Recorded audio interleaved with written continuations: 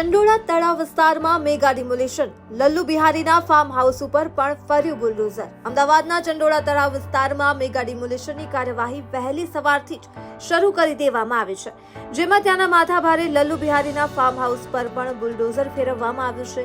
તેની ગેરકાયદેસર મિલકતને તોડી પડાય છે। આજરોજ વહેલી સવારે 60થી વધુ ટ્રક અને 60 જેટલા જેસીબી મશીન વડે આ ડિમોલિશનની કામગીરી શરૂ કરવામાં આવેલ છે। મહત્વનું છે કે કાયદો અને વ્યવસ્થાની સ્થિતિ જાળવવા 2000થી વધુનો પોલીસ કાફલો તૈનાત કરાયો છે। સાથે જ ફાયર બ્રિગેડની ટીમ પણ ચંડોળા તળાવ પાસે તૈનાત કરવામાં આવી છે।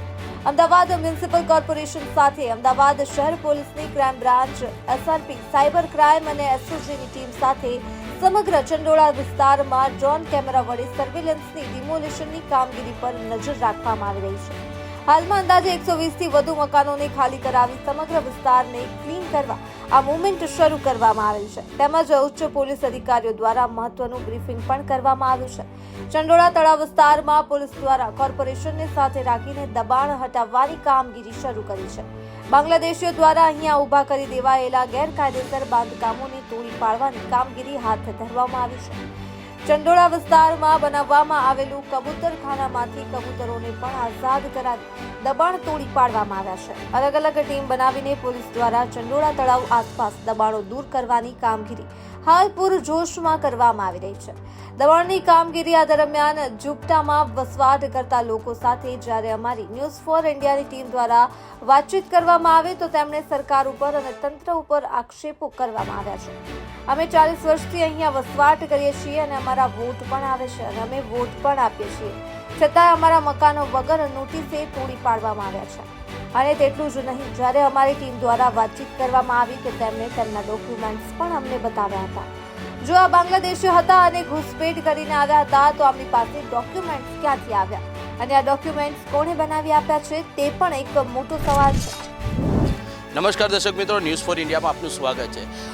આખા અમદાવાદ નહીં પણ આખા ગુજરાતની અંદર જ્યારે સૌથી મોટું ડિમોલેશન થયું હતું તો જે બેટ દ્વારકામાં થયું હતું, ત્યારબાદ આજે અમદાવાદના ચંડોળા તળાવની અંદર આજે મોટું ડિમોલેશનનું કામ હાથ ધરવામાં આવ્યું છે। આપ જોઈ શકો છો, આ દ્રશ્ય અમે બતાવીશું આપને કે જે અહીંયા ઓછામાં ઓછા 60 જેટલા જીસીબી અને 60 જેટલા ડમ્પર સહિત અહીંયા ડિમોલેશનમાં અત્યારે હાલમાં હાજર છે અને 2000 જેટલા પોલીસનો મોટો કાફલો પણ અહીંયા હાજર છે।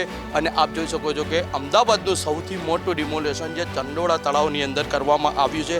હાલમાં અહીંયા આપ જોઈ શકો છો જીસીબી, જો કે અત્યારે હાલમાં લંચનો ટાઈમ છે તો તે અત્યારે હાલમાં એક સાઈડ ઉપર ઊભા રહી ગયા છે અને અહીંયા લલ્લન બિહારી કરીને એક બુટલેગર હતો જે માથા ભારે શખ્સ ગણવામાં આવતો હતો, તેનું અહીંયા ઓછામાં ઓછું 2000ની આસપાસનો પ્લોટની અંદર તેનું ફાર્મ હાઉસ બનાવવામાં આવ્યું હતું।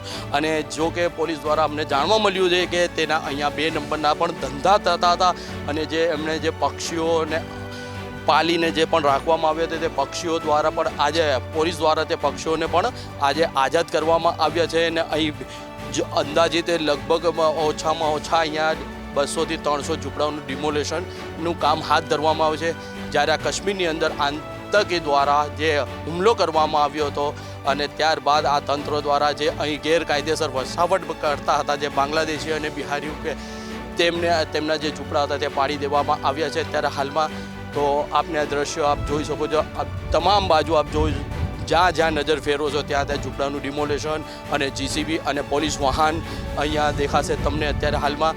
જો કે આ અમદાવાદનું સૌથી મોટું આજ સુધીનું આ ડિમોલેશન કહેવામાં આવી રહ્યું છે કે મેગા ડિમોલેશન હોય તે અત્યારે હાલમાં અહીંયા એ દેખાઈ રહ્યું છે। આપણા કોર્પોરેશનના તમામ કર્મચારીઓ પણ અહીંયા ઘટના સ્થળ પર અત્યારે હાલમાં હાજર છે જ્યાં ડિમોલેશન થઈ રહ્યું છે।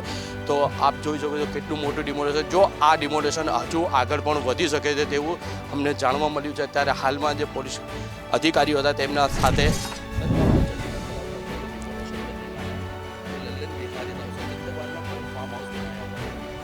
आज चंडोला तालाब के जो इलीगल कंस्ट्रक्शन था उसमें एएमसी के द्वारा जो डिमोलिशन करने में आया था। आज यहाँ पे 2000 जितनी पुलिस अहमदाबाद शहर की बंदोबस्त में थी और सुबह से अभी तक करीब 2000 जितने इलीगल कंस्ट्रक्शन स्ट्रक्चर्स का डिमोलिशन हो गया है। कामगिरी अभी भी चालू है और सभी टीम्स अभी भी लगी हुई हैं और आज शाम तक जितना कार्रवाई होगा उसमें करी जाएगी और ज़रूरत पड़ेगी तो आगे भी करी जाएगी।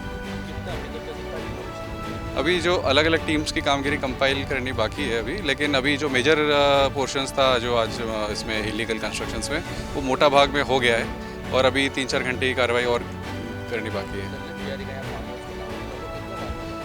वो एग्जैक्ट मेजरमेंट्स तो अभी हमें नहीं पता है। जो करीब इसके जो फार्म हाउस था, पार्किंग थी और भी जो स्ट्रक्चर्स थे उसके, वो आज सुबह डिमोलिश करने में आए हैं आज। हाँ जी, ये जो असेसमेंट हुआ है इसमें जो ये वाटर स्ट्रक्चर, वाटर बॉडी है, उसके ऊपर जितना भी बिल्कुल अंदर जो भी इलीगल कंस्ट्रक्शन है, वो एएमसी द्वारा जो भी बंदोबस्त मांगा जाएगा वो पुलिस द्वारा प्रोवाइड करने में आ रहा है। उसकी कार्रवाई अभी चालू है। उसकी क्राइम ब्रांच ने उसके लड़के को भी पकड़ा हुआ है, तो उसके अलावा आगे की कार्रवाई बाकी है।